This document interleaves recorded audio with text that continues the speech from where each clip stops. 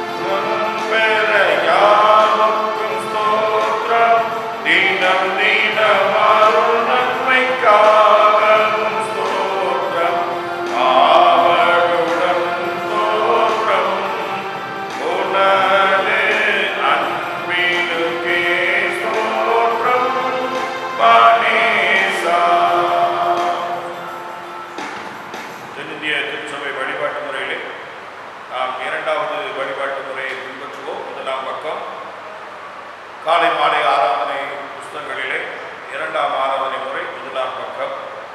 நாம் கடவுளை தொழுவோம். கடவுள் ஆவியாய் இருக்கிறார்.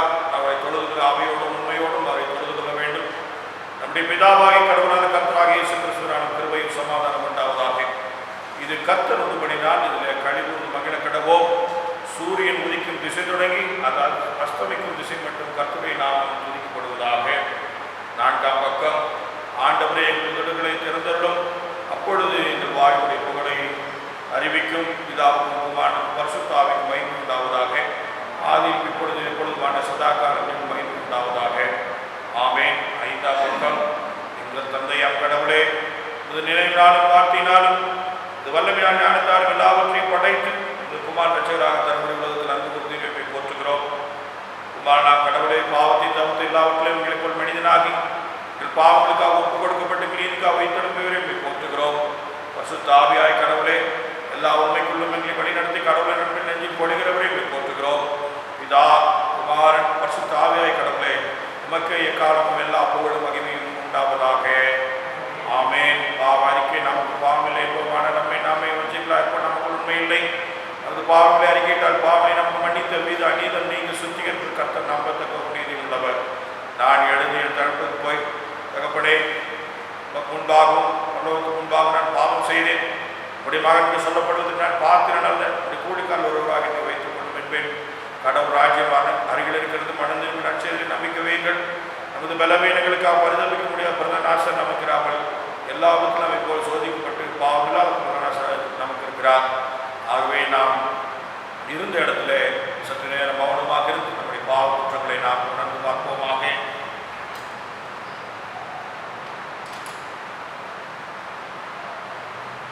நம்முடைய சமூகத்திலே நம்முடைய பாவ குற்றங்களை அறிக்கை செய்யும் வண்ணமாக இரண்டாவது பொதுவான பாவ அறிக்கை ஜெபத்தை அனைவரும் சேர்த்து சொல்வோம். 7வது பக்கத்தில் உள்ள இரண்டாவது பொதுவான பாவ அறிக்கை ஜெபம்.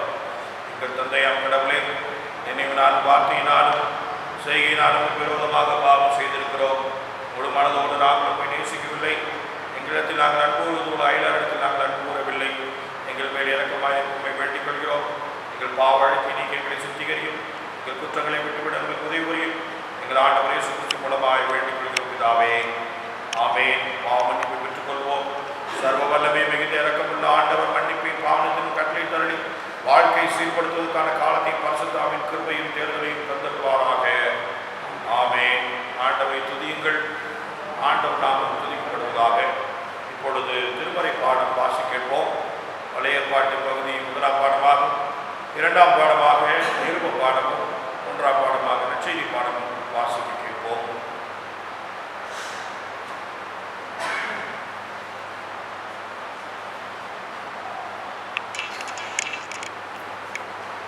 வாசிக்க வேண்டிய 1வது வேதபாடம் 2 ராஜாக்களின் புஸ்தகம் 2வது அதிகாரம் வசனங்கள் 1 to 14 முடியும். 2 ராஜாக்கள் 2வது அதிகாரம் வசனங்கள் 3 முதல். கர்த்தர் எலியாவை சுழற்காற்றிலே பரலோகத்திற்கு எடுத்துக் கொள்ளப் போகிற போது எலியா எலிசாவோட கூட விண்காலிலிருந்து புறப்பட்டு போனான். எலியா எலிசாவை நோக்கி, நீ இங்கே இரு, கர்த்தர் என்னை பெத்தேலுக்கு போக அனுப்புகிறார் என்றார். அதற்கு எலிசா, நான் உன்னை விடுகிறதில்லை என்று கர்த்தரின் ஜீவனையும் உன்னுடைய ஜீவனையும் கொண்டு சொல்கிறேன் என்றார். அப்படியே இருவரும் பெத்தேலுக்கு போனார்கள். அப்பொழுது பெத்தேலில் இருந்த தீர்க்கதரிசியின் புத்திரர் எலிசாவிற்கு வந்து, கர்த்தர் உனக்கு தலைமையாக இருக்கிற எஜமானை உன்னை எடுத்துக் கொள்வார் என்பது உனக்கு தெரியுமா என்றார்கள். அதற்கு அவன், எனக்கு தெரியும், சும்மா இருங்கள் என்றான். பின்பு எலியா அவனை நோக்கி, எலிசாவே, நீ இங்கே இரு, கர்த்தர் என்னை எரிகோனுக்கு போக அனுப்புகிறார் என்றார். அதற்கு அவன், நான் உன்னை விடுகிறதில்லை என்று கர்த்தருடைய ஜீவனையும் உன்னுடைய ஜீவனையும் கொண்டு சொல்லுகிறேன் என்றான். அப்படியே அவர்கள் எரிகோவுக்கு வந்தார்கள். எரிகோவில் இருந்த தீர்க்கதரிசிகளில் இருந்த எலிசாவிற்கு வந்து, இன்றைக்கு கர்த்தர் உனக்கு தலைமையாக இருக்கிற உன் எஜமானை உன்னை விட்டு எடுத்துக் கொள்வார் என்பது உனக்கு தெரியுமா என்று அவனை கேட்டார்கள். அதற்கு அவன், எனக்கு தெரியும், சும்மா இருங்கள் என்றான். பின்பு எலியா அவனை நோக்கி, நீ இங்கே இரு, கர்த்தர் என்னை யோர்தானுக்கு அனுப்புகிறார் என்றான். அதற்கு அவன், நான் உன்னை விடுகிறதில்லை என்று கர்த்தருடைய ஜீவனையும் உன்னுடைய ஜீவனையும் கொண்டு சொல்கிறேன் என்றான். அப்படியே இருவரும் போனார்கள். தீர்க்கதரிசியின் புத்திரரில் 50 பேர் போய் தூரத்திலே பார்த்து கொண்டிருக்கிறார்கள். அவர்கள் இருவரும் யோர்தானின் கரையிலே நின்றார்கள். அப்பொழுது எலியா தன் சால்வையை எடுத்து நோக்கி தண்ணீரை எடுத்தான். அது இருபக்கமாக இருந்தது. அவர்கள் இருவரும் உலர்ந்த தரை வழியாய் அக்கறைக்கு போனார்கள். அவர்கள் அக்கறைப்பட்ட பின்பு எலியா எலிசாவை நோக்கி, நான் உன்னை விட்டு எடுத்துக் கொள்ளப்படும் முன்னே நான் உனக்கு செய்ய வேண்டியது என்ன கேள் என்றான். அதற்கு எலிசா, உன்னிடத்திலுள்ள ஆவியின் வரம் எனக்கு இரட்டிப்பாய் கிடைக்கும்படி வேண்டுகிறேன் என்றான்.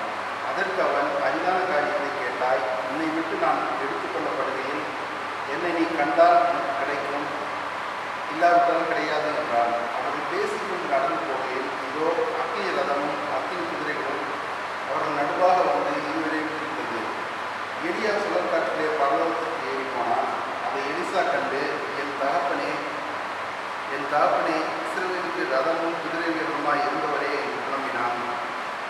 அவனை அப்புறம் காணாமல் தன் வஸ்திரத்தை பிடித்து 2 துண்டாக பிடித்தான். பின்பு அவன் எலியாவின் மேலிருந்து கீழே விழுந்த சால்வையை எடுத்து திரும்பி போய் யோர்தானின் கரையிலே நின்று எலியாவின் மேலிருந்து கீழே விழுந்த சால்வையை பிடித்து, எலியாவின் தேவனாகிய கர்த்தர் எங்கே என்று சொல்லி தண்ணீரை அடித்தான். தண்ணீரை அடித்தவுடனே அது இருபக்கமாக இருந்ததினால் எலிசா இசைப்பட்டான் என்பதே பாடம் என்பது. தேவனே எனக்கே மன்னியுங்கள்.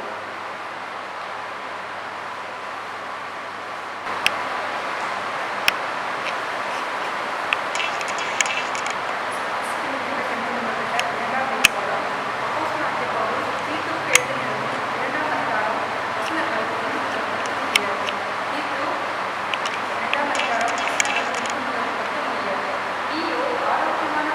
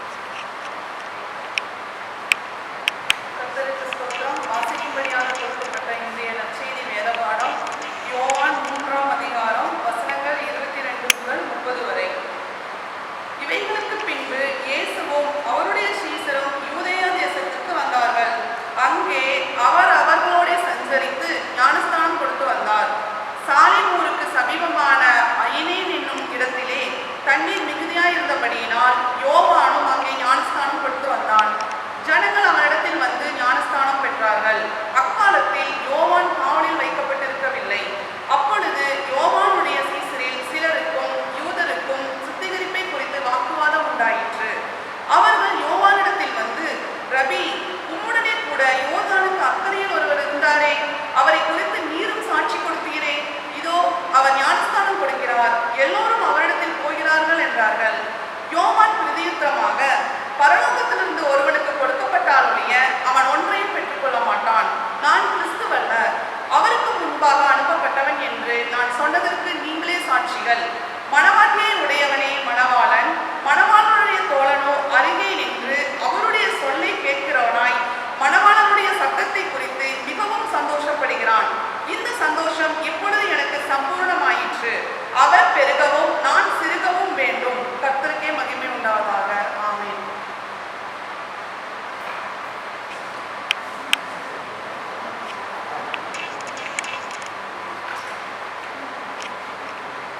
ஜெபம் செய்வோம்.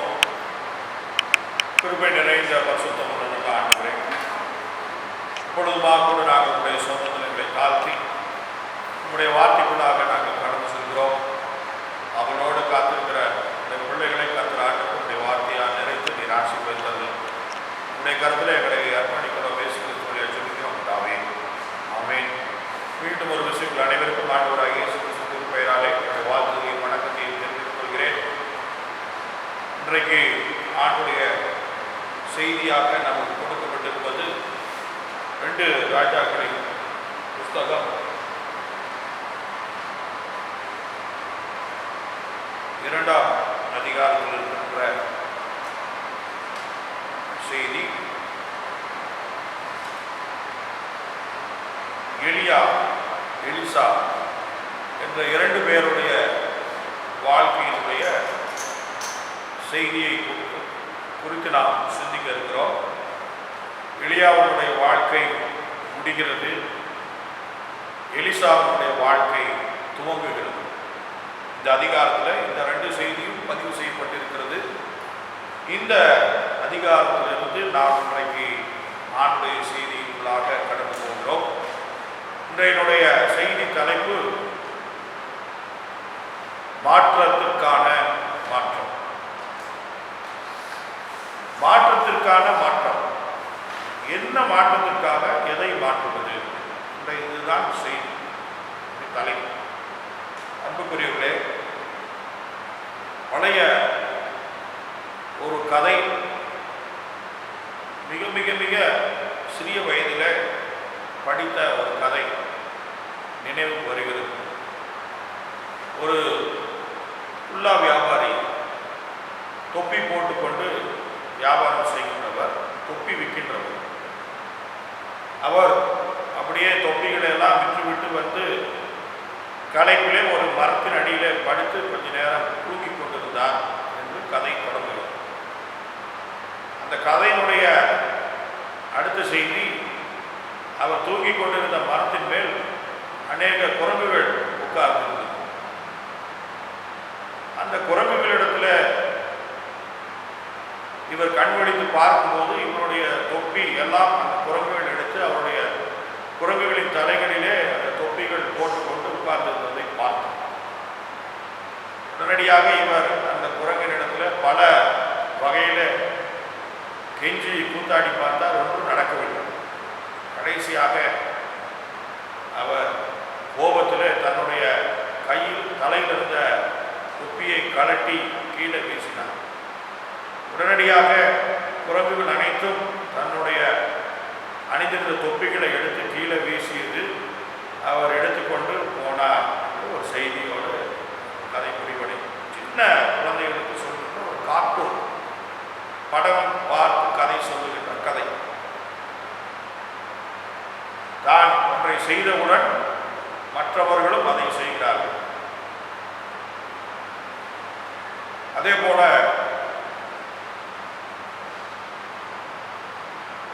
அமைச்சர் பீர்பால் இடத்துல ஒரு கேள்வி கேட்கப்பட்டது. ஒரு கோடை ஒன்று வரைந்து அந்த கோட்டை அழிக்காமல் சிறியதாக்க வேண்டும் என்று சொன்னபோது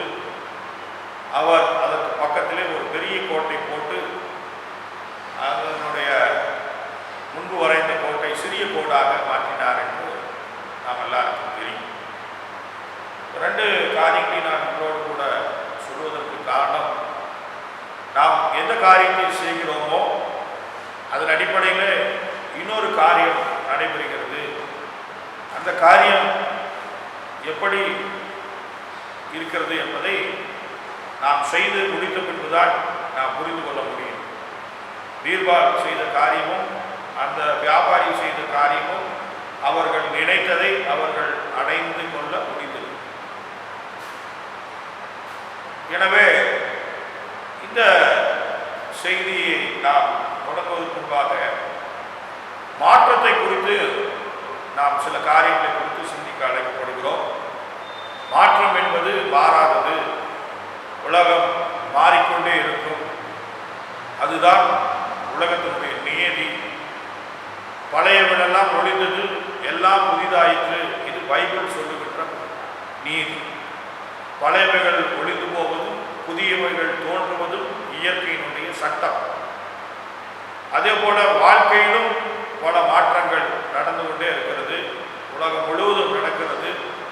கலாச்சார மாற்றங்கள், தொழில் மாற்றங்கள், வாழ்க்கையினுடைய புரிந்து கொள்ளுதல் மாற்றங்கள், பொருளாதார மாற்றங்கள் என்று எல்லா மாற்றங்களும் நடந்து கொண்டே இருக்கிறது.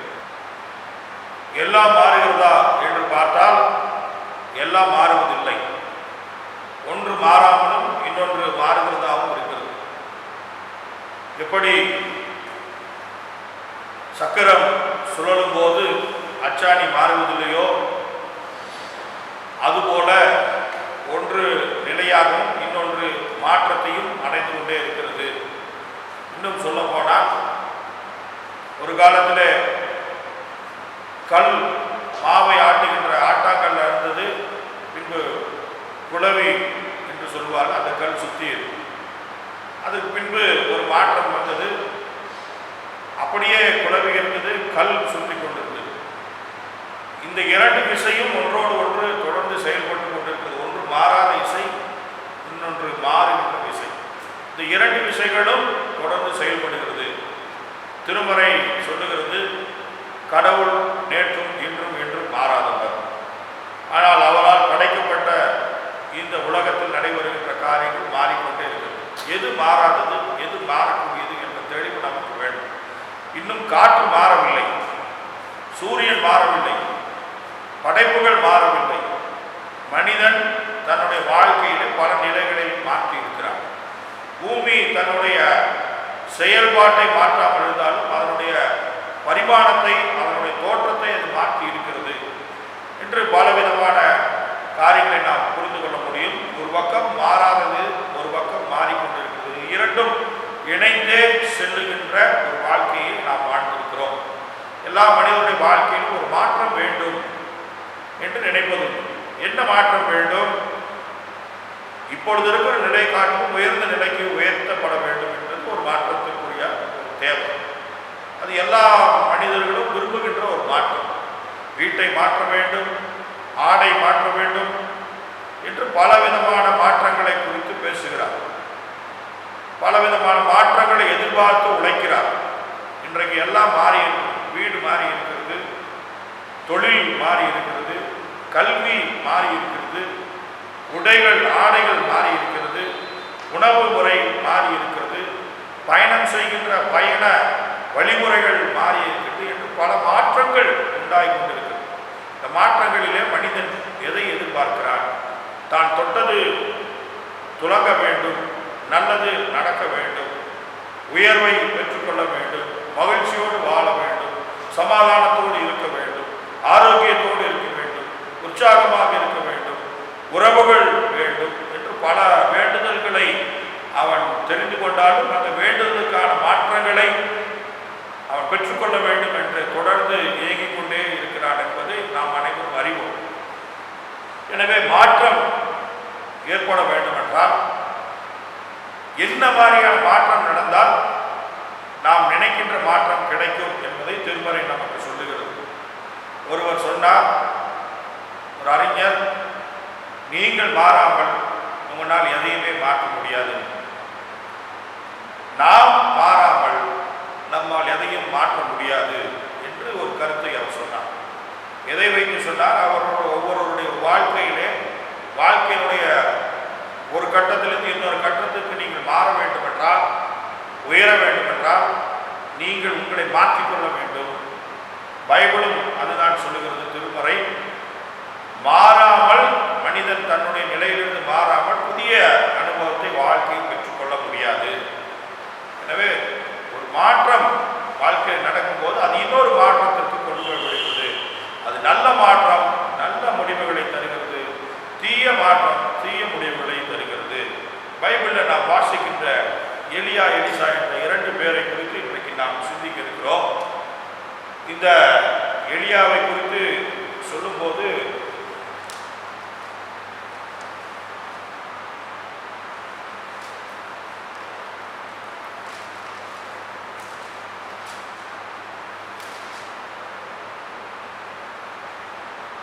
எலியா தன்னுடைய ஊழியத்தினுடைய ஒரு பகுதியில் இருக்கும்போது ஆண்டவர் எலியாவை அழைத்து ஒரு வார்த்தையை சொல்லுகிறார். 1 ராஜாக்கள் 19ஆம் அதிகாரம் 18வது வசனத்தில், பாகாலுக்கு முடங்காதிருக்கிற முழங்கால்களையும் அவனை முத்தம் செய்திருக்கிற வாய்களை உடைய 7000 பேரை இஸ்ரவேலிலே மீதியாக வைத்திருக்கிறேன் என்று சொல்லிவிட்டு அங்க ஒரு மனிதனை குறித்து சொல்லுகிறார். எலிசா என்ற ஒரு மனிதன் இருக்கிறார், அவனை அழைத்து ஊழியத்துக்கு தயார்படுத்தி எழுது. அப்படியே அந்த எலியா அந்த இடத்திலிருந்து புறப்பட்டு 12 ஏற்பாடுகளை பூட்டி உழுது கொண்டிருக்கிற ஒரு மனிதனை பார்த்து அவனிடத்துல சொல்கிறார், நீ என்னிடத்துல வா, என்னை பின்பற்றி வா என்று சொன்னபோது அவன் சொல்லி அவன் தன் சால்வையை போட்டான். அப்பொழுது அவன் மாடுகளை விட்டு எலியாவின் பிறகே ஓடி, நான் என் தகப்பனையும் தாயும் முத்தம் செய்ய உத்தரவுப்படும், அதற்கு பின்பு உன்னை தொடருவேன் என்றான் அவன். அதுக்கு அவன் போய் திரும்பி வா, நான் உனக்கு செய்ய நினைத்ததை நினைத்துக்கொள் என்றான். அவன் இவனை விட்டு போய் ஒரு ஏற்பாடுகளை பிடித்து அடித்து ஏரின் மரமுண்டுகளால் அவைகளை இறைச்சியாக சமைத்து ஜனங்களுக்கு கொடுத்தான். அவர்கள் சாப்பிட்ட பின்பு அவன் எழுந்து எலியாவுக்கு பின் சென்று அவனுக்கு ஊழியம் செய்தான். அன்புக்குரியவர்களே, இவன் ஒரு வாழ்க்கையை வாழ்ந்து கொண்டிருக்கிறான். எலிசா ஒரு விவசாயியாக இருக்கிறார், நிறைய நிலங்கள் இருக்கிறது, 12 ஏற்பாடுகளை பூட்டி உழவு செய்து கொண்டிருக்கிறார். உழவுக்குரிய ஒரு வாழ்க்கை வாழ்ந்து கொண்டிருக்கிறார். அந்த உழவின் மூலமாக வருகின்றவற்றை வைத்து உணவு உண்டு பிறருக்கு கொடுத்து ஊரிலே ஒரு மதிப்பு மரியாதையோடு இருந்து கொண்டிருக்கிறார். ஆனால் அவருடைய வாழ்க்கை வேறு விதமாக மாற்றப்படுகிறது. கடவுளுடைய அழைப்பை பெற்று அவர் ஒரு ஊழியக்காரராக ஆண்டவர் அவரை மாற்ற விரும்புகிறார். அன்புக்குரியவர்களே, நம்முடைய முன்னோர்கள் வாழ்ந்த காலத்திலே நாம் வாழ்ந்த விவசாய குடும்பங்களாக இருந்தவர்கள் இன்றைக்கு நகர வாழ்க்கைக்கு வந்த பின்பு வேறு ஒரு வாழ்க்கை முறையை நாம் பின்பற்றி இருக்கிறோம்.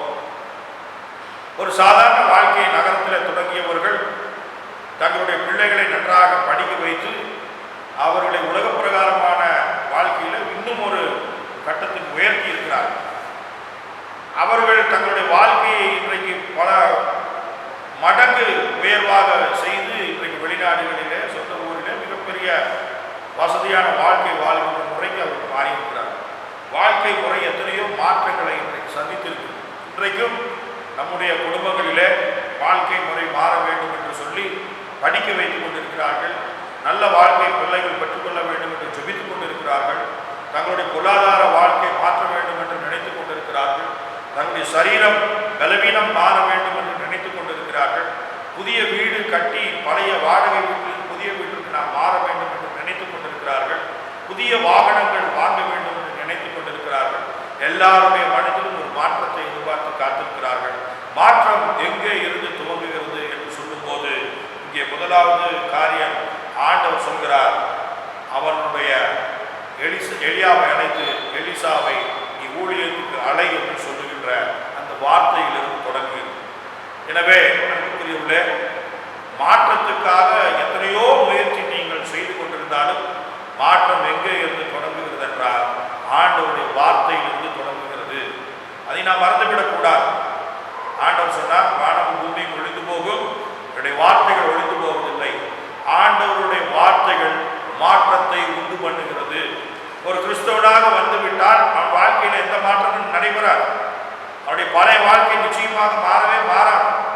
அவன் எப்படி கிறிஸ்தவத்துக்குள்ளாக பெற்றோராலோ அல்லது ஊழியக்காராலோ அழைத்து வந்தாலும் ஒரு கொஞ்ச நாள் அப்படி இருப்பார், அப்புறம் திரும்பி பழைய நிலைக்கு போயிடுவார். ஏனென்றால் அவருடைய வாழ்க்கையில மாற்றம் என்பது அவருடைய உள்ளத்திலே நடந்த மாற்றம், பலருடைய வார்த்தைகளில் நடந்த மாற்றம், ஆண்டவருடைய வார்த்தையினால் நடக்கின்ற மாற்றம் தான் உண்மையான மாற்றத்தை தரும். அந்த மாற்றம் தான் வாழ்க்கையை வேறு நிலைக்கு கொண்டு போகும். எனவே அவர் சொல்லுகிறார், ஆண்டவருடைய வார்த்தையை கேட்டவுடன் தன்னுடைய வாழ்க்கையினுடைய மாற்றத்தை அவர் புரிந்து கொண்டார், அவர் ஏற்றுக்கொண்டார். இரண்டாவது காரியத்தை அவர் என்ன செய்கிறார் என்றால், நான் போய் தகப்பனையும் தாயும் முத்தம் செய்துவிட்டு பின்பு உண்மை நான் பின்தொடருவேன் என்று சொல்லுகிறார். அன்புக்குரியவர்களே, கடவுளிடத்திலிருந்து வார்த்தை வந்தவுடன் அந்த வார்த்தையை ஏற்று கீழ்ப்படிந்து முதலாவது ஆண்டுடைய வார்த்தைக்கு அவர் கீழ்ப்படுகிறவராக மாறினார். இரண்டாவது காரியம் அவர் என்ன செய்தார், தன்னுடைய பெற்றோரை அவர் கனம் செய்து அவருடைய முத்தம் செய்து அவர்களுக்குரிய கடமைகளை செய்துவிட்டு ஆண்டுடைய வார்த்தையை அவர் பின்பற்ற தொடங்கினார். இன்றைக்கும் ஆண்டுடைய வார்த்தையை படித்தவுடன் நாம் பெரிய ஊழியக்காரராக மாறிவிடுகிறோம் அல்லது வேறு ஏதாவது ஒன்று செய்து விடுகிறோம். குடும்பத்துக்கு செய்கின்ற வேலையை சரியாக செய்ய வேண்டும். மாற்றம் என்பது ஒரே நாளில் உருவாகி விடாதே. அந்த வார்த்தை என்பது கீழ்ப்படுதலை துவங்கிறது. ஒன்று ஆண்டுடைய வார்த்தையை கீழ்ப்படுவது, இரண்டாவது நம்முடைய பெற்றோருக்கு செய்கின்ற காரியங்களிலே நாம் கீழ்ப்படிதலோடு இருப்பதுதான் மாற்றத்துக்குரிய இன்னொரு காரியம். ஏனென்றால் பெற்றோருடைய ஆசீர்வாதங்கள் இல்லாமல் நம்மால் மாற்றங்களை பெற்றுக்கொள்ள முடியாது. ஏனென்றால் நாம் நன்றாக வாழ வேண்டும் என்று உள்ளத்தின் ஆழத்திலிருந்து அனுதினமும் நமக்காக ஜெபித்து உழைத்து வேர்வை சிந்தி நமக்காகவே தன்னுடைய வாழ்க்கையை தியாகம் செய்தவர்கள் நம்முடைய பெற்றோர்கள். இன்றைக்கும் சொல்கிறேன், உலகம் இயங்கிக் கொண்டிருக்கிறது என்றால் அதற்கு ஒரே ஒரு காரணம், தங்களுடைய பிள்ளைகளை பெற்றோர் நேசிப்பதால் தான் உலகம் இயங்கிக் கொண்டிருக்கிறது. அவர்கள் வாழ்வதே அதற்காக, வேறு எதற்காகவும் இல்லை. பெற்றோருடைய வாழ்க்கை நீங்கள் கடைசியாக கூட்டி கழித்து பார்த்தால் எஞ்சி நிற்பது பிள்ளைகள் நன்றாக வாழ வேண்டும் என்ற ஒரே எண்ணம். அந்த ஒரு எண்ணத்துக்காகத்தான் தொடர்ந்து அவர்கள் இயங்கிக் கொண்டே இருக்கிறார்கள். செலவுகளை செய்து கொண்டே இருக்கிறார்கள். தன்னுடைய சக்திக்கு மீறியும் அவர்கள் செலவு செய்கிறார்கள். பெற்றோருடைய அன்பை, பெற்றோருடைய உழைப்பை பிள்ளைகள் புரிந்து கொள்ள வேண்டும். எனவேதான் மாற்றம் என்பது பெற்றோரை நேசிப்பதிலிருந்து துவங்குகிறது, பெற்றோரை அன்பு செய்வதிலே துவங்குகிறது, பெற்றோருக்கு கீழ்ப்படிவதிலே துவங்குகிறது. எனவே பெற்றோருக்கு செய்கின்ற காரியங்களை அவர் செய்து போனார். இல்லாவிட்டால் அவர் பெற்றோரை கவனிக்காமல் ஊழியத்துக்கு போய்விட்டால் அவருடைய ஊழியம் நிச்சயமாகவே நிலைத்திருக்கார். அநேகர் சொல்லுவார்கள், இவர் பெரிய ஊழியக்காரராங்க, அவங்க அப்பா அங்கே சாப்பாடு கொடுக்குறக்கு ஆள் இல்லாமல் கிடக்கிறார், அவங்க அம்மா பார்த்துக்கிறதுக்கு ஆள் இல்லாமல் இருக்கிறாங்க, இவர் என்ன ஊழியம் செய்கிறார், குடும்பத்தை பாருங்க. இந்த எலிசா அருமையான காரியத்தை செய்தார், தன்னுடைய பெற்றோரை கனப்படுத்தினார். மூன்றாவது காரியம் அவர் என்ன செய்தார் என்றால், தன்னுடைய கலப்பையை உடைத்து அதையே நெருப்பில் வைத்து மாட்டை அடித்து அதில் இறைச்சி சமைத்து மக்களுக்கு கொடுத்தார். தன்னுடைய தொழிலை அவர் அத்தோடு நிறுத்திவிட்டார். பார்ட் டைம் ஜாப்பா அவர் ஊழியத்துக்கு வரல, ஊழியத்தையும் செஞ்சுட்டு வேலையும் செய்யணும்னு இல்லாமல் தன்னுடைய வேலையை முழுவதுமாக அவர் நிறுத்திவிட்ட ஆண்டவருடைய பணி செய்வதற்காக தன்னை ஆயுதப்படுத்தினார். அந்த பணியை செய்வதற்கு ஆயுதப்படுத்தும் போது அவர் தன்னுடைய ஏர் மாடுகளையும் தன்னுடைய ஏர் கலப்பையுமே சமைத்து உணவாக மாற்றி அதை மக்களுக்கு கொடுத்து மக்களிடத்துல ஒரு அன்பை பெற்றவராக போனார். இன்றைக்கு எல்லாரையும் பகைத்து விட்டு எல்லாரிடத்திலும் சண்டை செய்து விட்டு இன்றைக்கு நாம் ஒரு தலைவராகவோ ஒரு ஊழியக்காரராகவோ ஒரு நல்ல பெயரெடுக்கின்றவர்களாகவோ நிச்சயமாக வர முடியாது. அவர் இத்தனை காரியங்கள் செய்துவிட்டு கடைசியாகத்தான் அவர் என்ன காரியத்தை செய்தார் என்றால், எலியாவுக்கு பின் சென்று அவர் ஊழியம் செய்தார். எலியாவுக்கு பின் சென்று ஊழியம் செய்தார் என்றால் ஒரே நாளில் போய் எலியாவுக்கு பின்னால் போய் அவர் ஊழியம் செஞ்சுட்டு அடுத்த நாள் அவர் ஆசீர்வாதத்தை பெற்றுக்கொள்ளவில்லை. கிட்டத்தட்ட பல ஆண்டுகள், கிட்டத்தட்ட 10 ஆண்டுகளுக்கு மேலாக எலியாவுக்கு அவர் ஊழியம் செய்தார் என்று சொல்லுகிறார். 10 ஆண்டுக்கு மேலே என்னையா அவருக்கு வேலை செஞ்சார்னா, அவருக்கு துணியை துவைச்சு கொடுக்கறது, அவருக்கு சாப்பாட்டு செஞ்சு கொடுக்கறது, அவருக்கு தேவையான பணிவிடைகளை செய்து கொண்டு ஒரு சாதாரண ஒரு பணியாளராக அவர் வேலை செய்தார், ஊழியத்துக்கு உதவியாக இருந்தார். அப்பொழுதெல்லாம் அவருடைய உள்ளத்தில் வந்து போகின்ற எண்ணம் என்ன, நான் 12 ஏக்கர் நிலம் வைத்திருந்தேன், ஆடு மாடுகள் இருந்தது, ஏர் இருந்தது, எனக்கு நிறைய நண்பர்கள் இருந்தார்கள், ஆஸ்தி இருந்தது, உணவு நினைத்த உணவை சாப்பிட முடியும். நான் ஏன் இப்படி ஒரு வேலை செய்ய வேண்டும் என்று அவர் நினைக்கவில்லை. கடவுள் அழைத்த பின்பு அவர் கீழ்ப்படிந்தவராக எலியாவுக்கு ஊழியம் செய்தார். இன்னும் சொல்ல போனால் அவரை தாங்கினார். அவருக்கு தேவையானதெல்லாம் அவர் செய்தார். அவர் என்னென்ன வார்த்தைகளை சொல்லினாரோ அதெல்லாம் மனப்போடாமல் கீழ்ப்படிந்தவராக இருந்தார். அன்புக்குரியவர்களே, இன்றைக்கும் மாற்றம் என்பது திருச்சபைக்கும் ஊழியர்களுக்கும் திருமக்கள் செய்கின்ற அந்த ஒரு பணிவிடை மூலமாக ஆசீர்வாதங்களை பெற்றுக்கொள்ள முடியும். நாம் அடிக்கடி நினைக்கின்ற ஒரு செய்தி, பேதுரு ஆண்டவருடைய பிரசங்கத்துக்கு தன்னுடைய படகை கொடுத்தார். பின்பு அவர் மீன் பிடிக்க போனார்.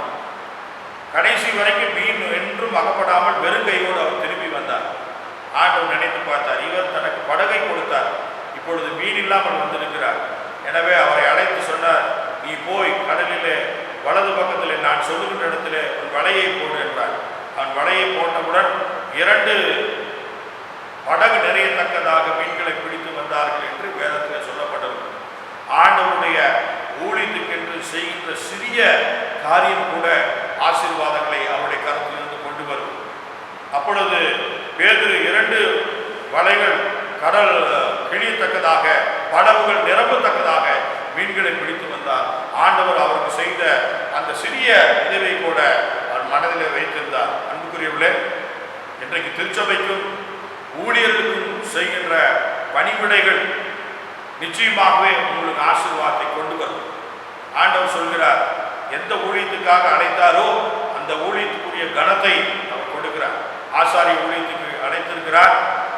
அழைத்த போது அவர் சொன்னார், ஆசாரியர்கள் முன்பாக போவார்கள், எரிகோ கோட்டை உடைந்து விடும். ஆசாரியர்கள் முதலாவது யோர்தானிலே தன்னுடைய கால்களை வைப்பார்கள், அங்கே 2ஆக யோர்தான் பிரிந்து நிற்கும். ஆசாரியர்கள் அந்த பெட்டியை, அதாவது உடன்படிக்கை பெட்டியை தூக்கி வர வேண்டும், வேறு யாரும் அதை எடுக்கக்கூடாது. அது ஆசாரியனுடைய பணி. ஊசா என்ற மனிதன் அதை தொட்டபோது அவன் அங்கே ஆண்டவரால் அடித்து கொல்லப்பட்டான் என்ற செய்தி திருமறையில் பதிவு செய்யப்பட்டிருக்கிறது. எனவே ஆசாரியர்களுக்கு என்ற கனத்தை அவர் கொடுத்திருக்கிறார்.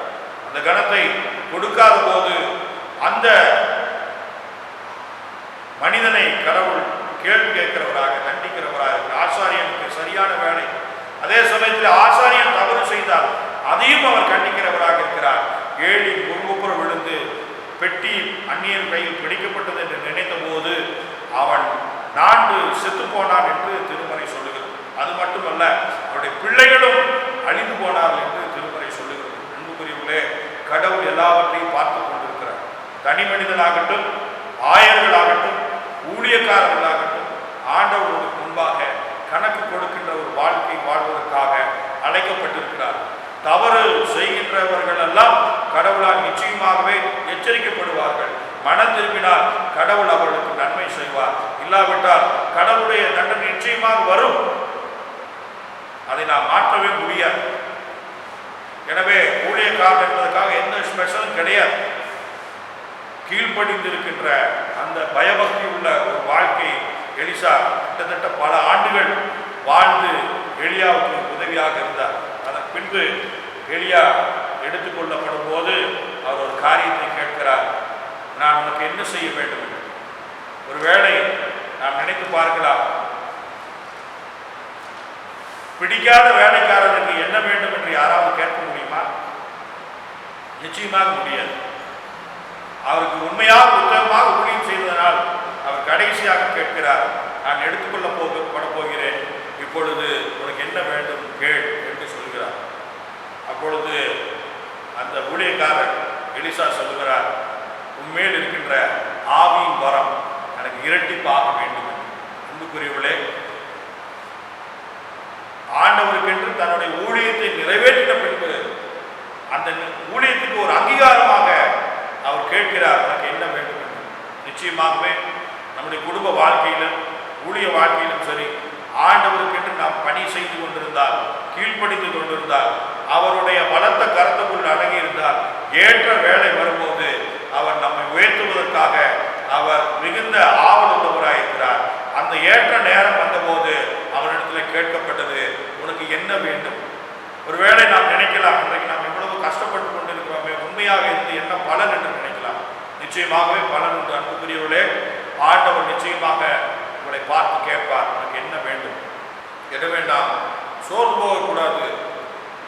தன்னுடைய ஊழியத்தை எலிசா ஆரம்பித்த போது ஆண்டுடைய வார்த்தை கீழ்ப்படிந்துதான் ஆரம்பித்தார். ஆரம்பித்தவுடன் அவருடைய வாழ்க்கையில நடந்த முதல் மாற்றம் என்ன? அவர் தன்னுடைய செல்வத்தை இழந்து அவர் வீட்டை விட்டு வெளியே வந்தார். தன்னுடைய பெற்றோரை விட்டு அவர் வெளியே வந்தார். அவருடைய உறவினர்களை விட்டு அவர் வெளியே வந்தார். பின்பு அவர் ஒரு துறவு வாழ்க்கை மேற்கொண்டவராக எலிசாவுக்கு பின்னாக சென்றார். அப்பொழுது அங்கே இருந்த ஊழியக்காரர்களுடைய புத்திரர்கள் சொன்னார்கள், தீர்க்கதரிசியுடைய புத்திரர்கள் சொன்னார்கள், எலியா எடுத்துக்கொள்ளப்பட்டால் நீ என்ன செய்வாய்? அதுக்கு பின் உன்னுடைய வாழ்க்கை எப்படி அமைய போகிறது?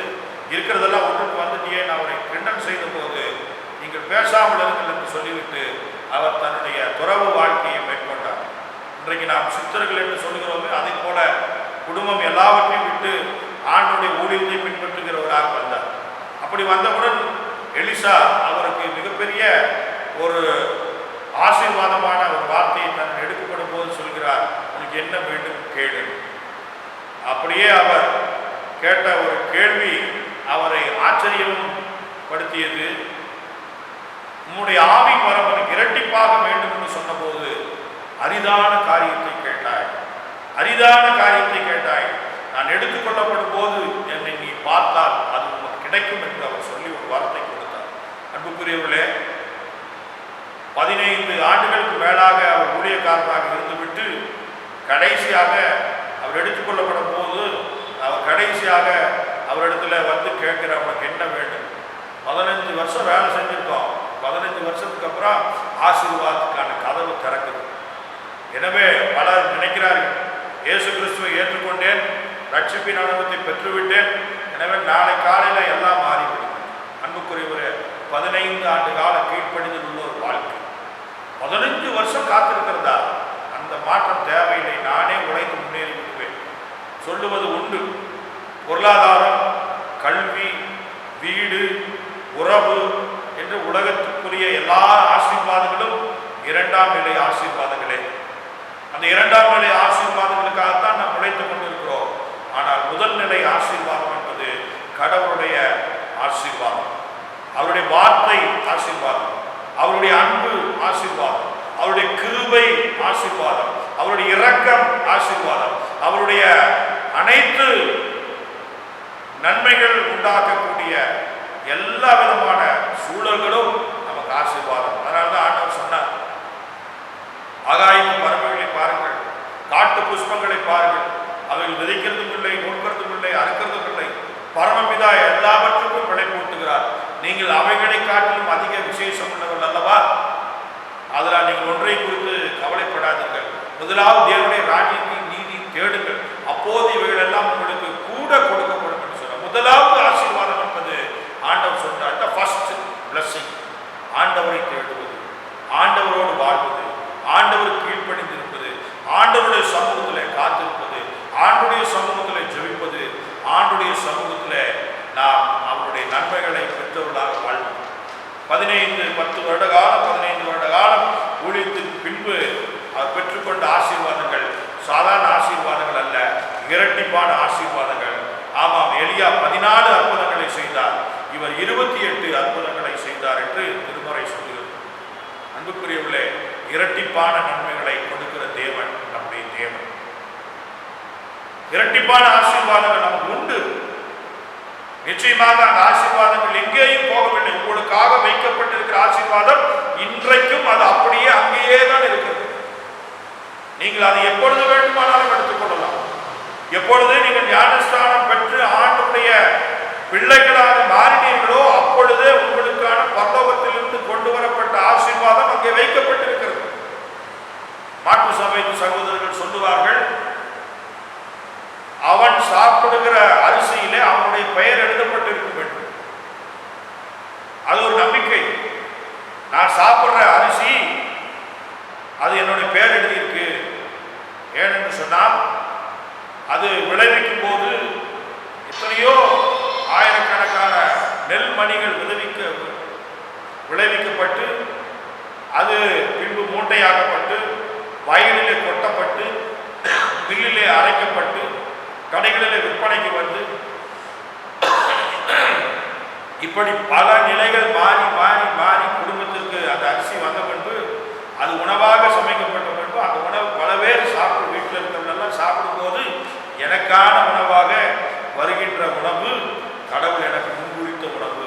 அந்த அரிசியில என்னுடைய பெயர் எழுதப்பட்டிருக்குது. அந்த அரிசி தான் எனக்கு கிடைக்கும், வேற அரிசி கிடைக்காது. உணவையே கடவுள் முன்குறித்து வைத்திருந்தார். அவர் உணவோடு கூட எல்லாவற்றையும் முன்குறித்து வைத்திருப்பார் என்று நாம் விசுவாசிப்பது நம்முடைய விசுவாசத்துக்கு அடையாளம். அன்புக்குரியவர்களே, ஏற்கனவே கடவுள் முன்குறித்திருக்கிறார் என்ற செய்தியை பவுலடிகளார் அதிகமாக அவர் சொல்லுகிறார். எவர்களை அழைத்தாரோ அவர்களை மகிமைப்படுத்தி இருக்கிறார், அவர்களை முன்குறித்திருக்கிறார் என்று அவர் சொல்லுகிறார். எனவே முன்குறித்தவர்களையே அவர் அழைக்கிறார், அழைத்தவர்களை அவர் மகிமைப்படுத்துகிறார். யார் அவர் முன்குறித்தார்? நீங்கள் ஞானஸ்தானம் பெற்றவர்கள் என்றால் நீங்கள் முன்குறிக்கப்பட்டவர்கள். நீங்கள் முன்குறிக்கப்பட்டதனால் நிமித்தமாக நீங்கள் ஞானஸ்தானம் பெற்றிருக்கிறீர்கள். அதனால்தான் இன்றைக்கு திருச்சபைகளிலே நீங்கள் அங்கத்தினர்களாக இருக்கிறீர்கள், கிறிஸ்துவனுடைய பிள்ளைகளாக இருக்கிறீர்கள். பிள்ளைகள் அப்பத்தை கேட்டால் பாம்பை கொடுப்பாரோ, கல்லை கொடுப்பாரோ, மீனை கேட்டால் பாம்பை கொடுப்பாரோ? கொள்ளாதவர்களாக நீங்கள் உங்கள் பிள்ளைகளுக்கு நல்ல ஈவுகளை கொடுக்க அறிந்திருக்கும் போது பரமபிதாவாகிய நான் உங்களுக்கு எப்படிப்பட்ட காரியங்களை செய்ய விரும்புகிறேன் என்பதை நீங்கள் அறிந்து கொள்ளுங்கள். உங்களை உள்ள கைகளில் வரைந்து வைத்திருக்கிறேன். உங்களை தொடுகிறவன் கண்ணின் மணியை தொடுகிறான். கர்த்தருடைய பாதுகாப்பு. யோபுடைய வாழ்விலே எத்தனையோ போராட்டங்கள் வந்தாலும் அதனுடைய செய்தி என்ன? பிசாசானவனால் ஒரு மனிதனையும் அழிக்க முடியாது, தாக்க முடியும், அழிக்க முடியாது. அந்த தாக்கத்தை கடவுள் மாற்றி மீண்டும் இரட்டிப்பான வாழ்வை தருவதற்கு வல்லமை உள்ளவர் என்ற செய்தி யோபு பதிவு செய்கிறார். அன்புக்குரியவர்களே, கடவுளுக்கு கீழ்ப்படிந்திருக்கின்ற ஒரு அனுபவத்தின் மூலமாக எலிசா இரட்டத்தினியான நன்மைகளை பெற்றுக்கொண்டார். இது ஏன் சொல்லுகிறேன் என்றால், கடவுளுக்கு உரிய பிள்ளைகள் விசேஷித்தவர்கள். உலகம் முழுவதும் பாதிக்கப்பட்டாலும் அவருடைய பிள்ளைகள் பாதிக்கப்படுவதில்லை. எலியாவை அழைக்கும் போது அவர் சொல்லுகிறார், முழங்கால்கள் முழங்கப்படாத 7000 ஆத்துமாக்களை ஜெபிக்கிற மக்களை உனக்காக வைத்திருக்கிறேன். கண்களுக்கு அவர் தெரியவில்லை, ஆனால் ரகசியமாக அவர் உனக்காக ஜெபித்துக் கொண்டிருக்கிறார். எனவே நாம் விசேஷத்தவர்களாக இருக்கிறோம். நமக்காக ஒரு தனிப்பட்ட ஒரு சேனை பாதுகாப்பு இருக்கிறது, தேவதூருடைய பாதுகாப்பு இருக்கிறது. நமக்காக ஜெபிக்கிற மக்கள் இருக்கிறார்கள். நம்மை பாதுகாக்கிற கட்டளையை தேவன் அந்த தூதருக்கு கொடுத்திருக்கிறார்.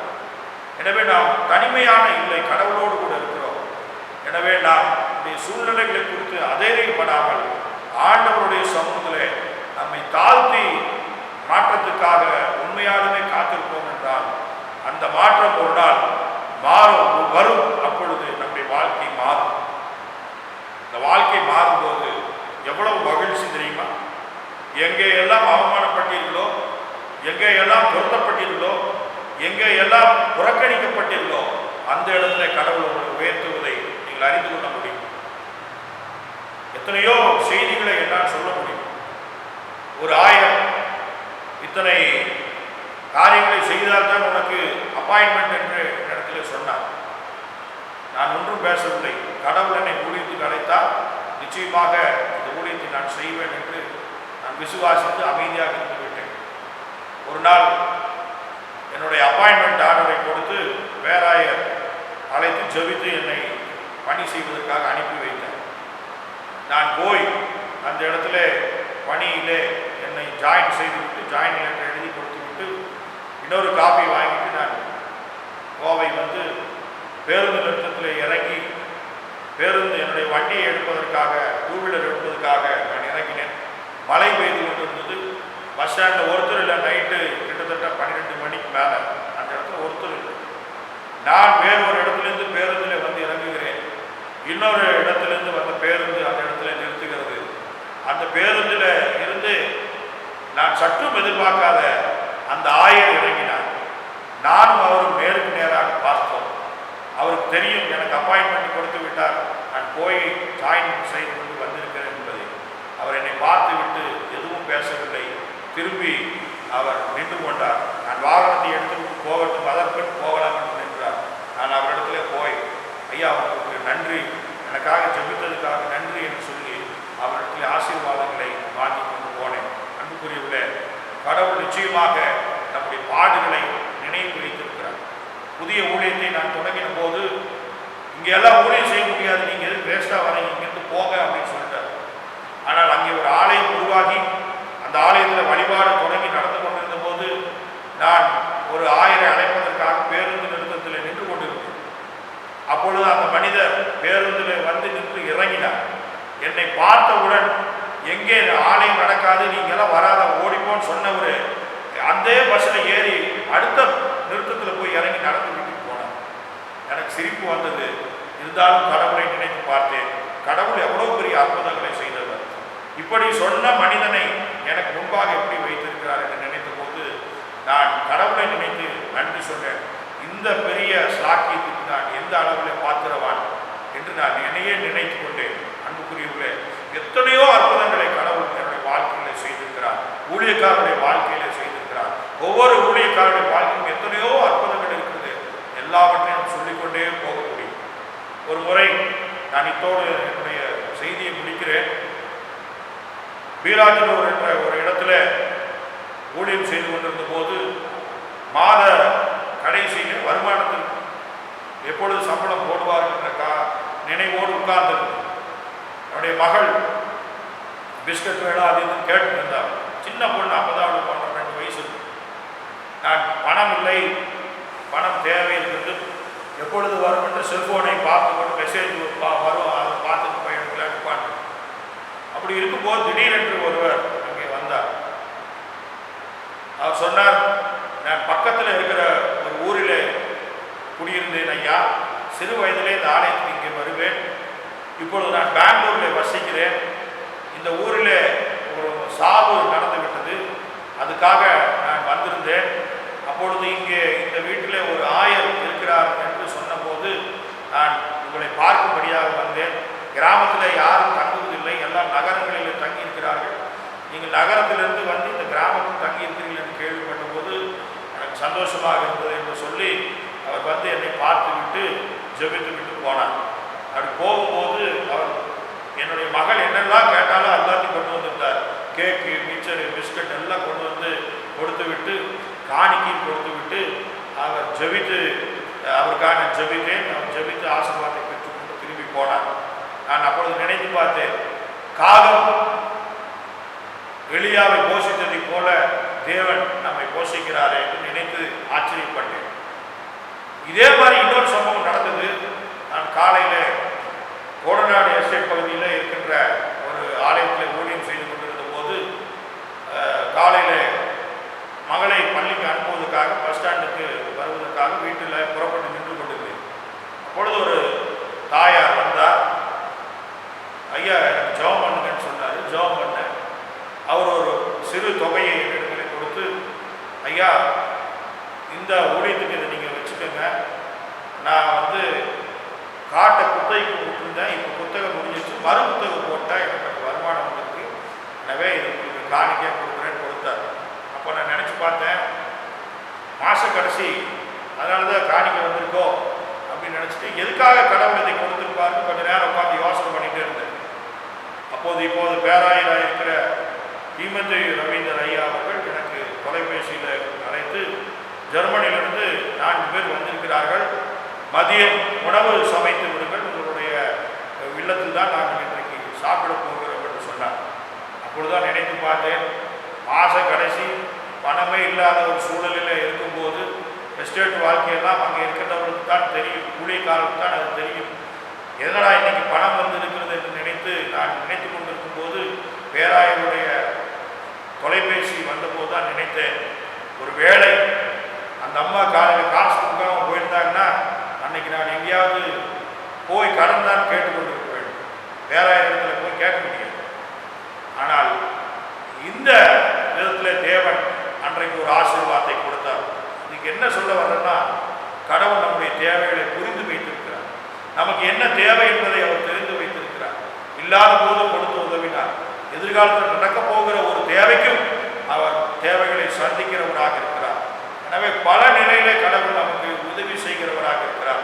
எனவே நம்முடைய அனுபவங்கள் எல்லாம் சாதாரண அனுபவங்கள் அல்ல, அது நிச்சயமாகவே ஒரு ஆசீர்வாதத்தை தரும். எனவே நாம் மாற்றத்திற்காக கடவுளுக்கு சமூகத்தில் நம்மை அர்ப்பணிப்போம். தேவன் நம்மை ஆசீர்வதிப்பாராக. ஜெபம் செய்வோம். திரும்ப நிறைந்த ஆண்டவரே,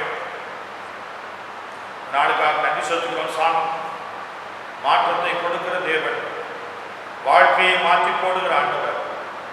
ஆண்டுடைய வார்த்தையிலிருந்து மாற்றம் துவங்குகிறது.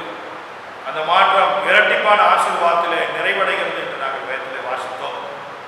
ஆமாம் ஆண்டவரே, அவர் தொடங்கின வாழ்க்கை, அவர் முன்பு வாழ்ந்த விவசாய வாழ்க்கையை விட இன்றைக்கும் மக்கள் மனதிலே பல கோடி ஆண்டுகளாக நிற்கின்ற ஒரு வாழ்க்கையாக அது மாறி இருக்கிறது.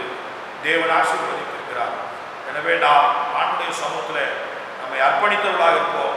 தேவன் நம் வாழ்க்கையை ஆசீர்வதிப்பாராக. ஆமென். நம்முடைய கரங்களிலே இருக்கிற புஸ்தகத்தில் 15வது பக்கத்தில் இருக்கின்ற அப்போஸ்தலர் விசுவாச பிரமாணத்தை நாம் அறிக்கை செய்வோம். வானத்தையும் பூமி படைத்த சர்வ பிதாவாகிய தேவனை விசுவாசிக்கிறேன். அவருடைய ஒரே குமாரனாகிய நம்முடைய நாத இயேசு கிறிஸ்துவை விசுவாசிக்கிறேன். அவர் பரிசுத்த ஆவியினாலே கன்னிகையாருக்கு வைத்து பிறந்தார். பொந்து பிலாத்தின் காலத்தில் பாடுபட்டு சிலுவையில் அறைவிட்டு மரித்து அடக்கம் பண்ணப்பட்டு பாதாளத்தில் இறங்கினார். 3ஆம் நாள் மனிதர் எழுதினார். பரமண்டத்துக்கு ஏறி சர்வ பிதாவாகிய தேவனை வலதுவாசி பெற்றிருக்கிறார். அவ்விடத்திலிருந்து உயிரோல மருத்துவரை நியாயம் வருவார். பரிசுத்த ஆவி விசுவாசிக்கிறேன். பொதுவாக சபை விசுவாச ஐக்கியம் பாவமன்னிக்கும் சரீர வைத்திருந்த நித்திய ஜீவனுக்கு விசுவாசிக்கிறேன். ஆமென். இப்பொழுது அறிவிப்புகள் வாசிக்க கேட்போம்.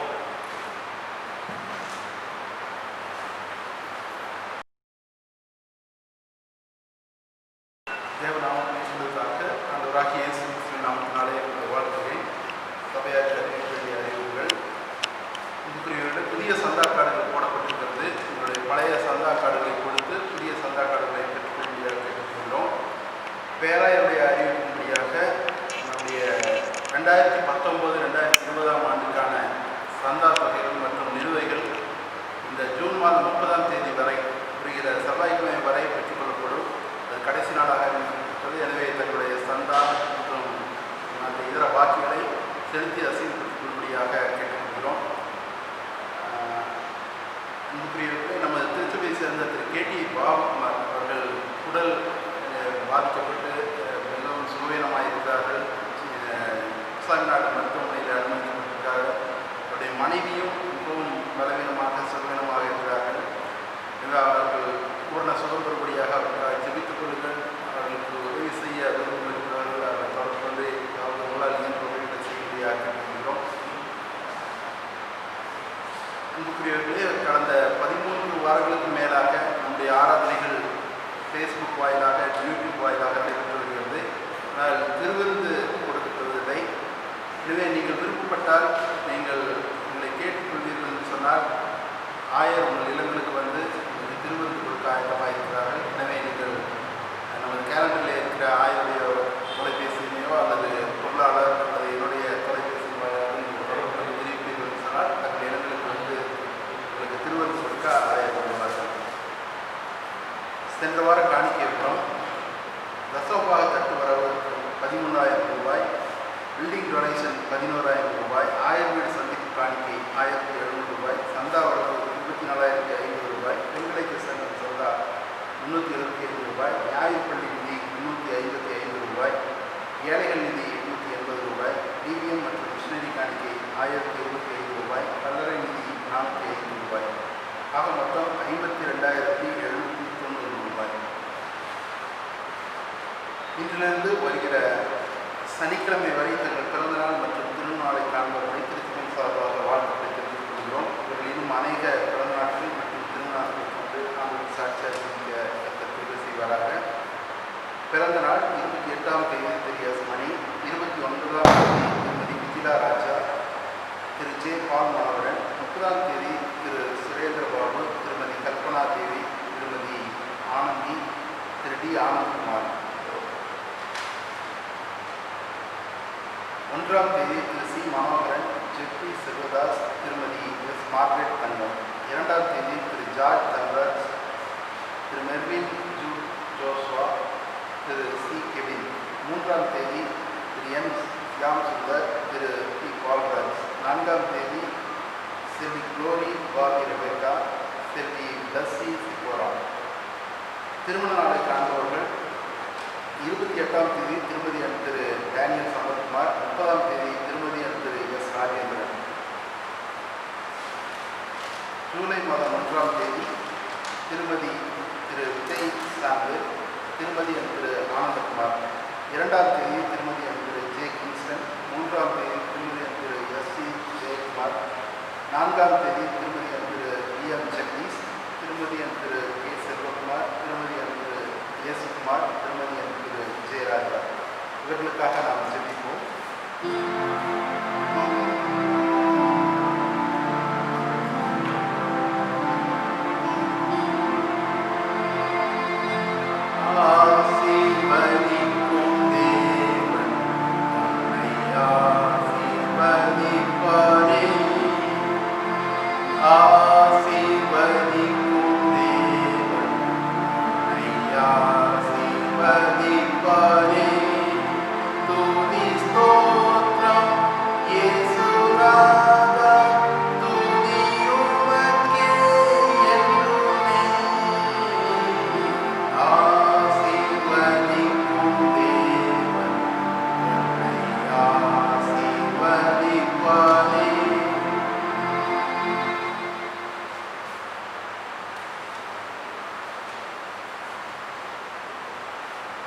ஜெபம் செய்வோம். கிருபை மண்ணும் நிறைந்த பரிசுத்தமுள்ள நல்ல ஆண்டவரே, இப்பொழுதுமாக கூட உடைய சமூகத்தில் எங்களை காத்துகிறோம். இந்த ஆராதனை வழியாக நீர் எங்களோட கூட பேசினதுக்காக, இடைப்பட்டதுக்காக நாங்கள் நன்றி செலுத்துகிறோம். சுவாமி, தொடர்ந்து உடைய அருளாற்றல் கிருபைகளை திருச்சபை மக்களுக்கு கொடுத்து கர்த்தர் அவர்களை ஆண்டவரை ஆசீர்வதிக்க வேண்டுமா நாங்கள் ஜெபிக்கிறோம். இப்படி தெய்வீக ஆற்றல், பலன், ஜீவன் ஒவ்வொருவருக்காக கட்டளையிடும் சுவாமி. ஆண்டவரை வாழ்க்கையில மாற்றத்தை விரும்புகின்றவர்கள் ஆண்டவரை எல்லாருமே மாற்றத்தை விரும்புகிறார்கள். ஆண்டவரே, அந்த மாற்றம் ஒரு ஏற்றமாக இருக்க வேண்டும், ஒரு ஆசீர்வாதமாக இருக்க வேண்டும், ஒரு உயர்வாக இருக்க வேண்டும், மேன்மையாக இருக்க வேண்டும், மகிமையாக இருக்க வேண்டும், அற்புதமாக இருக்க வேண்டும் என்று ஒவ்வொருவரும் விரும்புகிறார்கள். சுவாமி, தேவன் அப்படிப்பட்டதான ஆசீர்வாதங்களை கொடுக்கிற தேவன். யாரை முன்குறித்தாரோ அவர்களை அழைத்திருக்கிறார், யாரை அழைத்தாரோ அவர்களை மகிமைப்படுத்தி இருக்கிறார், யாரை மகிமைப்படுத்தினாரோ அவர்கள் நீதிமான்களாக்கி இருக்கிறார் என்று நாங்கள் வேதத்திலே வாசிக்கிறோம். ஆபிரகாமை அழைத்த தேவன் அவரை ஆசீர்வதித்து, யாக்கோபை அழைத்த தேவன் அவரை ஆசீர்வதித்து, மோசேவை அழைத்த தேவன் அவரை ஆசீர்வதித்து, ஆரோனை அழைத்த தேவன் அவரை ஆசீர்வதித்து, ஆண்டவரை அதே போல எலியாவை அழைத்த தேவன், எலிசாவை அழைத்த தேவன் ஆண்டவரை அவரை 2 மடங்காக ஆசீர்வதித்து, யோபுவை அழைத்த தேவன் அவரை 2 மடங்காக ஆசீர்வதித்து, தாவீதை அழைத்த தேவன் அவர்களை உயர்த்தி ஆண்டவரை பல மடங்கு ஆசீர்வாதங்களை கொடுத்து, ஆண்டவரை சாலமோன் கேட்காத ஞானத்தையும் பொன்னையும் பொருளையும் அள்ளி வழங்கினேன். தகப்பனே, அற்புத தேவனே, அதிசயங்களை காண செய்கிறவரே, தோவுடைய சமுதிரங்களை தாழ்த்துகிறோம். சாமி, ஒவ்வொரு குடும்பத்தையும் ஆசீர்வதியும், ஒவ்வொரு குடும்பத்திலும் மாற்றத்தை தாரும். ஆண்டவரை குடும்பத்தில் இருக்கிற பொருளாதாரத்தை ஆண்டவரை கர்த்தர் ஆசீர்வாதமான பாதையில் நீ மாற்றி தர வேண்டுமா நாங்கள் ஜெபிக்கிறோம். தரித்திரங்கள் நின்று போகட்டும், கஷ்டங்கள் நின்று போகட்டும், போராட்டங்கள் நின்று போகட்டும், எல்லாவற்றிலும் மாற்றத்தை தாரும். குடும்ப உறவுகளிலே மாற்றத்தை தாரும். குடும்பத்திலே ஆண்டவரே நல்ல உறவுகள் உண்டாக, மகிழ்ச்சி நிறைய, ஆண்டவர் ஒவ்வொரு நம்பிக்கையோடு கூட வாழ தக்கதான கிருபைகளை கர்த்தர் கட்டளையிடும்படியாக நாங்கள் ஜெபிக்கிறோம். சாமி, அதே போல ஆண்டவரே குடும்பத்திலே மட்டுமல்ல, சரீரத்தில் நல்ல ஆரோக்கியத்தை மேம்படுத்தி தாரும். இருக்கிற எல்லா பலவீனங்களை கர்த்தர் மாற்றி போட்டு நல்ல ஆரோக்கியமான சூழ்நிலைகளை தந்து ஆசீர்வதிக்கும்படியாக ஜெபிக்கிறோம். இந்த திருச்சபைக்காக நாங்கள் ஜெபிக்கிறோம். இந்த திருச்சபையில் இருக்கிற ஒவ்வொரு குடும்பத்துக்காக ஜெபிக்கிறோம். குடும்பத்திலே அன்பு பெருகட்டும், சமாதானம் பெருகட்டும், சந்தோஷம் பெருகட்டும், வாழ்க்கையில உயர்வுகளை காணட்டும், திருச்சபை உயர்த்தப்படட்டும், ஒவ்வொரு குடும்பமும் உயர்த்தப்படட்டும். ஆமாம் ஆண்டவரே, தேவன் அற்புதங்களை செய்கிறவர். ஒவ்வொரு குடும்பத்திலும் உயர்வை தாரும், ஒவ்வொரு குடும்பத்திலும் மேன்மை தாரும். கர்த்தருடைய வார்த்தை கீழ்ப்படுகிற குடும்பத்தை தாரும். மன கசப்புகள், சண்டை சச்சரவுகள், போராட்டங்கள், ஆண்டவரை இல்லாமை, குறைவு எல்லாவற்றையும் நீக்கி போடும். ஆண்டவரை ஆரோக்கிய குறைவை நீக்கி போடும். ஆண்டவரை மன குறைவுகளை நீக்கி போடும், மன கசப்புகளை நீக்கி போடும். தெய்வீக அன்பை ஒவ்வொரு குடும்பத்திலும் தாரும். தெய்வீக வல்லமை ஒவ்வொரு குடும்பத்திலும் தாரும். தேவ கிருபை ஒவ்வொரு குடும்பத்தையும் ஆசீர்வதிக்கட்டும். சாமி, ஒரு மாற்றம் வாழ்க்கையில உண்டாகட்டும், ஒரு மாற்றம் வாழ்க்கையில உண்டாகட்டும். நல்ல மாற்றம் உண்டாகட்டும், ஆசீர்வதிக்கப்பட்ட மாற்றம் உண்டாகட்டும், தரித்திரம் நீங்கட்டும், குறைவுகள் நீங்கட்டும், சண்டை சச்சரவுகள் நீங்கட்டும், கோபதாபங்கள் நீங்கட்டும், பரிசுத்தம் உண்டாகட்டும், வல்லமை உண்டாகட்டும், மகிமை உண்டாகட்டும், ஆசீர்வாதம் உண்டாகட்டும், பிள்ளைகளுடைய வாழ்க்கை ஆசீர்வதிக்கப்படட்டும். கர்த்தாவை இப்படியாக திருச்சபை நீர் ஆசீர்வதியும். சேரன் மாநகர் திருச்சபை உயர்த்தப்பட்ட திருச்சபையாக, ஆசீர்வதிக்கப்பட்ட திருச்சபையாக மாறட்டும். ஒவ்வொரு குடும்பங்களிலும் அற்புதங்கள் உண்டாகும்படியாய் கர்த்தர் ஆசீர்வதிக்கும்படியாக நாங்கள் ஜெபிக்கிறோம். சாமி, குடும்பங்களில் இருக்கிற கணவருக்காக, பிள்ளைகளுக்காக, பெற்றோருக்காக நாங்கள் ஜெபிக்கிறோம். எல்லாரையும் ஆசீர்வதி, எல்லாருக்கும் தெய்வீக அன்பை தாரும். சகோதர சகோதரிகளை ஆசீர்வதியும். குடும்ப உறுப்பினர்களை கர்த்தர் ஆசீர்வதியும். திருச்சபை உறுப்பினர்களை கர்த்தர் ஆசீர்வதியும். இப்படி கரம் ஒவ்வொருவரோடு வழிநடத்தும் சாமி. அதே போல ஆண்டவரே, இன்னுமாக எங்கள் ஆலயத்தில் இருக்கிற ஆண்டவரே பெண்களை சங்கத்துக்காக, வாலிப பிள்ளைகளுக்காக, சிறுவர் பணித்துறைக்காக, ஆண்டவர் ஞாயிறு பள்ளி பிள்ளைகளுக்காக, ஆசிரியருக்காக, பெற்றோருக்காக ஜெபிக்கிறோம். எல்லாரையும் கர்த்தர் ஆசீர்வதிக்கிறார். பாடல் குழுவினரை கர்த்தர் ஆசீர்வதிக்கிறாங்க. வயது முதிர்ந்திருக்கிறவர்களுக்காக நாங்கள் ஜெபிக்கிறோம். அவருடைய ஆசீர்வதிக்கிறார். நல்ல சரீர சுருக்கத்தை தாரும். வயதான காலத்தில் பெற்றோர் அசட்டை பண்ணுவதை தவிர்த்து கர்த்தர் ஆண்டவரை பெற்றோரை கனப்படுத்த சொல்லுகின்ற அந்த பார்வையில பெற்றோரை நேசிக்கிற அன்பை பிள்ளைகளுக்கு தந்து நீர் ஆசீர்வதியும் சாமி. குறைவுகளை நீக்கி ஆண்டவர் நன்மைகளை தருகிற தேவன். ஆண்டவரை எல்லாவற்றிலும் ஆண்டவரை அவர் நிறைவான நன்மைகளை பெற்றுக் கொள்ளும்படியா செழிப்பை தந்து நீர் வழிநடத்தும்படியா நாங்கள் ஜெபிக்கிறோம். வற்றாத நீரூற்றை தருகிற தேவன், நீர்ப்பாய்ச்சலான தோட்டத்தை உருவாக்குகிற தேவன். ஆண்டவரை கர்த்தருக்கு பயப்படுகிற மனுஷரை கர்த்தர் ஆசீர்வதிக்கிறேன். அவன் நீர்க்காலில் ஓரமாய் நடப்பட்டு தன் காலத்தில் ஆண்டவரை இலையுதலால் மரத்தை போலிருந்து தன் காலத்தில் தன் கனியை தந்து பச்சையான ஆண்டவரை மரத்தை போலிருந்து அவன் ஆசீர்வதிக்கப்படுவான், செழிப்புள்ளவனாக இருப்பான் என்று சொன்னேன். அப்படிப்பட்டதான ஆசீர்வாதங்களை ஆண்டவரை குடும்பங்களிலே தாரும் சாமி, திருச்சபையிலே தாரும் சாமி. ஒவ்வொரு ஊழியர்களும் தர வேண்டும் நாங்கள் ஜெபிக்கிறோம். அதே போல ஆண்டவரை எங்கள் பேராயருக்காக ஜெபிக்கிறோம். கர்த்தர் அவரை ஆசீர்வதிப்பீராக, அவருடைய குடும்பத்தை ஆசீர்வதிப்பீராக. திருச்சபையில திருமண்டலத்தில் இருக்கிற அனைத்து ஆயர்களுக்காக ஜெபிக்கிறோம். அனைத்து ஆயர்களையும் ஆசீர்வதிப்பீராக. அவருடைய ஊழியர்களை, குடும்பங்களை ஆசீர்வதிப்பீராக. திருமண்டல பணியாளர்களை ஆசீர்வதிப்பீராக. திருமண்டலத்தில் நடைபெற்று வருகிற பள்ளிகள், கல்லூரிகள் எல்லாவற்றையும் அவருடைய ஊழியர்களை கர்த்தர் ஆசீர்வதிப்பீராக. நிறைவான நன்மைகளை கர்த்தர் தந்தல்லும்படி நாங்கள் ஜெபிக்கிறோம். மருத்துவமனை ஊழியத்துக்காக ஜெபிக்கிறோம். கர்த்தர் ஆசீர்வதிப்பீராக. ஹாஸ்டலில் நடைபெற்று வருகிற ஊழியர்களுக்காக ஜெபிக்கிறோம். கர்த்தர் ஆசீர்வதிப்பீராக. இப்படியாக முழு ஆண்டவரே திருமண்டலத்தை கர்த்தர் ஆசீர்வதிக்கும்படியா நாங்கள் ஜெபிக்கிறோம். இறை மக்களுக்காக ஜெபிக்கிறோம். ஆண்டவரே, பல லட்சம் ஆண்டவரே விசுவாசிகள் திருச்சபையில உறுப்பினர்களாக இருக்கிறார்கள். கர்த்தர் ஒவ்வொரு உறுப்பினரையும் திருச்சபையாக கர்த்தர் ஆசீர்வதிப்பீராக. எல்லா உறுப்பினர்களுடைய அன்பை, சமாதானத்தை தாரும். ஆசீர்வாதங்களை தந்து என் வழிநடத்தும் சுவாமி. திருச்சபையில ஆண்டவரை மாற்றங்களை தாரும். திருமண்டலத்திலே மாற்றங்களை தாரும். வளர்ச்சி மிக்க ஆசீர்வாதமான மாற்றங்களை தாரும். பரிசுத்தத்தை உண்டாக்குகிற மாற்றத்தை தாரும். ஜெபிக்கிற மாற்றத்தை தாரும். ஆண்டவரை ஜெபிக்கிற மக்களாக ஆண்டவரை ஒவ்வொருவரும் மாறி ஜெபிக்கட்டும் சுவாமி. கர்த்தருடைய வல்லமை திருமண்டலம் முழுவதுமாக பிரசனமாகட்டும். திருமண்டலம் முழுவதுமாக கர்த்தருடைய வல்லமை இறங்கட்டும். ஒவ்வொரு திருச்சபையும், திருச்சபை குடும்பங்களை பார்த்து ஆசீர்வதிக்கும்படியாக ஜெபிக்கிறோம். என் நாட்டுக்காக ஜெபிக்கிறோம். மாநிலத்துக்காக, மாவட்டத்துக்காக ஜெபிக்கிறோம். கொரோனா பரவி கொண்டிருக்கிறது சுவாமி. அநேக மக்கள் கொத்து கொத்தாக பாதிக்கப்பட்டு கொண்டிருக்கிறார்கள். அநேகர் படித்து கொண்டிருக்கிறார்கள். அரசாங்கம் செய்வதறியாது தவித்துக் கொண்டிருக்கிறது. மருந்துகள் கண்டுபிடிக்கப்படவில்லை. அன்று மக்கள் பயந்த நிலையில் இருக்கிறார்கள். பொருளாதார தேவைக்காக வேலைக்கு செல்ல வேண்டிய சூழலில் இருக்கிறார்கள். ஆண்டவரே, உலக பட்சத்தில் இருக்கிறது. மனம் இறங்கும் சாமி. கிருபை இறங்கட்டும் சாமி. தேவனால் கூடாத காரியம் ஒன்றுமில்லை சுவாமி. என் மனம் இறங்கும் ஆண்டவரே. இந்த கொரோனா பாதிப்பிலிருந்து உலகத்தை மீட்டெடுத்துள்ளோம். எங்கள் நாட்டை மீட்டெடுத்துள்ளோம். எங்கள் மக்களை மீட்டெடுத்துள்ளோம். அவர்கள் ஆண்டவரே சமாதானத்தோடு வாழும்படியாய், ஆரோக்கியத்தோடு வாழும்படியாய் கர்த்தர் கிருபை செய்துள்ளோம். பாவ குற்றங்களை மன்னித்துள்ளோம். தேவ கோபம் ஆண்டவரே திரும்பட்டும் சாமி. நீங்கள் ஆண்டவரை மனம் திரும்பி ஆண்டவருடைய சமூகத்தில் வந்தீர்கள் என்றால் தேசத்துடைய நன்மையை புசிப்பீர்கள் என்று வேதனை சொல்லி இருக்கிறீர்கள் சுவாமி. மனம் திரும்புகின்ற மக்களாக கர்த்தர் மாற்றும் ஆண்டவரே. உங்களுடைய இரக்கத்தை தாரும், உங்களுடைய கிருபையை தாரும் ஆண்டவரே. அதே போல எங்கள் திருச்சபையில் இருக்கிற பாபுகுமார் ஐயாவுக்காக ஜெபிக்கிறோம். அவருடைய மனைவிக்காக நாங்கள் ஜெபிக்கிறோம். 2 பேரும் ஆண்டவரே பல நிலைகளிலே சரீரத்திலே பாதிக்கப்பட்டு மருத்துவமனையில் இருக்கிறார்கள். ஆண்டவரை குடும்பத்தில் தலைவர் 2 பேரும் கணவன் மனைவியாக மருத்துவமனையில் இருக்கிறார்கள். பிள்ளைகள் ஆண்டவரை ஆதரவற்று நிற்கிற ஒரு சூழல். கர்த்தாவை நீர் இறங்கும் சாமி. இந்த குடும்பத்தை நீர் ரட்சித்தரணும் சாமி. அந்த குடும்பத்தில் கர்த்தருடைய அற்புதத்தை செய்தரணும் சாமி. தேவனே, உங்களால் கூடாத காரியம் ஒன்றுமில்லை. இது இறங்கும்படி அவருடைய சமூகத்தில் ஜெபிக்கிறோம். ஆண்டவரை எசேக்கியா ஜெபித்த போது 15 ஆண்டுகளை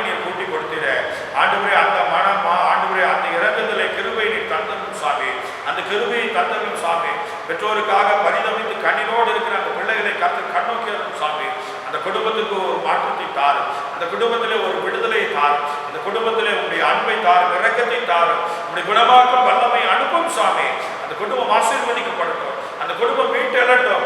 ஆண்டவரை நான் விசுவாசித்தேனே, ஆண்டவருக்கு எத்தனையோ காரியங்களை நான் செய்திருக்கிறேன் என்று இன்றைக்கு நான் பிள்ளைகளை விட்டு தனிமையிலே மருத்துவமனையில் இருக்கிறேனே, மனைவியை விட்டு கணவரை விட்டு பிரிந்து குடும்பத்தை விட்டு பிரிந்து மனவேதனையோடு மருத்துவமனையில் இதுக்காக போராடி கொண்டிருக்கிறார்கள் சுவாமி. கர்த்தர் மனமிறங்கும்படி நாங்கள் ஜெபிக்கிறோம். உடைய வல்லமை கடந்து வரட்டும், உடைய தேவ தூதர்கள் அந்த இடத்துல கடந்து வரட்டும், ஒரு புதிய மாற்றம் அவருடைய சரீரத்தில் உண்டாகட்டும். உடைய வல்லமை அந்த ஆண்டவருடைய மகனை தொடரட்டும், அந்த மகனை தொடரட்டும், ஒரு ஆசீர்வாதத்தை கட்டளையிடும் சுவாமி. ஆண்டவரை உறவினர்கள் கைவிடப்பட்ட நிலையில ஆண்டவரை ஒரு கட்டம் வரைக்கும் தான் எல்லாரும் இருப்பார்கள். ஆண்டவரை இன்றைக்கு எல்லாரும் விலகி இருக்கிற சூழ்நிலை அப்படி தெய்வீக அன்புக்காக நாங்கள் ஜெபிக்கிறோம். கர்த்தர் மனமிறங்கும் சாமி, அந்த குடும்பத்தை கர்த்தர் சந்தித்தரும் சாமி, அந்த குடும்பத்தை கர்த்தர் மீட்டெழுதும் சாமி, ஒரு விடுதலையை கர்த்தர் தந்தரும் சாமி. உடைய சமூகத்திலே நாங்கள் ஜெபிக்கிறோம் கர்த்தாவே. அதே போல இன்னைக்கு தேவையில் அனைத்து குடும்பத்துக்காக ஜெபிக்கிறோம். எல்லாரையும் ஆசீர்வதி, எல்லாரையும் பொறுப்படுத்திக் கொள்ளும், எல்லாரையும் வழிநடத்தும். உடைய கருத்திலே நாங்கள் தாழ்த்துகள் பொறுப்படும் மீட்பர் ரட்சகரான இயேசு கிறிஸ்துவிலே ஜெபிக்கிறோம் பிதாவே, ஆமென். ஆசீர்வாதத்தை பெற்றுக்கொள்வோம். நமது ஆண்டவராகிய இயேசு கிறிஸ்துவின் கிருபையும் பிதாவாகிய கடவுளுடைய பரிசுத்த ஆவியானவருடைய துணையும் சமாதானமும் நம் அனைவரோடும் மீண்டும் சதா காலம் எப்போதும் நிலைத்திருப்பதாக. ஆமென்.